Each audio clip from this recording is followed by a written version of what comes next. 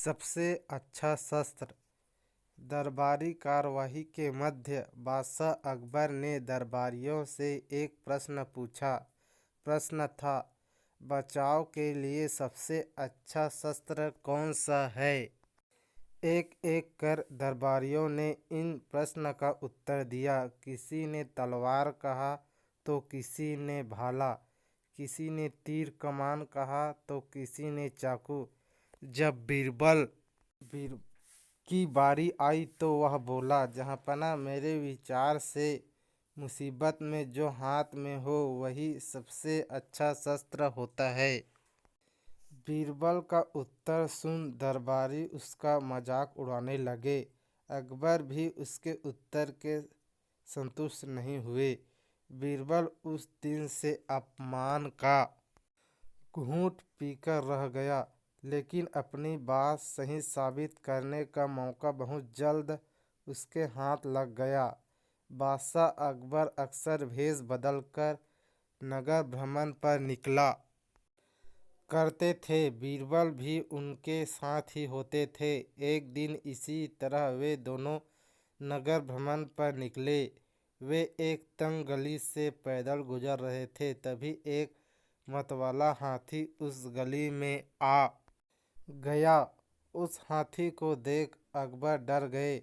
उस समय उनके पास एक तलवार थी, लेकिन इतने बड़े हाथी के सामने वह किसी काम का नहीं थी।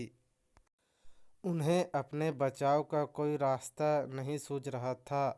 गली इतनी तंग थी कि वहां से भाग पाना लगभग नामुमकिन था। उस गली में एक किनारे पर एक छोटा सा पिल्ला बैठा हुआ था। जब बीरबल की नज़र उस पर पड़ी तो उसने उसे उठाया और हाथी के ऊपर फेंक दिया। इस तरह हाथी के ऊपर उछाल दिए जाने पर पिल्ला डर गया। उसने हाथी की सूंड को कसकर पकड़ लिया। पिल्ले की इस हरकत पर हाथी भी घबरा गया और अपनी सूंड झटकने लगा। हाथी के सूंड झटकने पर पिल्ला सूंड से फिसलने लगा और स्वयं को गिरने से बचाने के लिए उसने अपने पंजे और दांत हाथी की सूंड पर गड़ा दिए। हाथी बिलबिला उठा और सूंड को झटकते हुए पलटकर गली के बाहर भागने लगा। हाथी के गली से बाहर भागने पर अकबर को चैन आया। पसीने पोंछते हुए जब उन्होंने बीरबल को देखा तो बीरबल मुस्कुरा रहा था।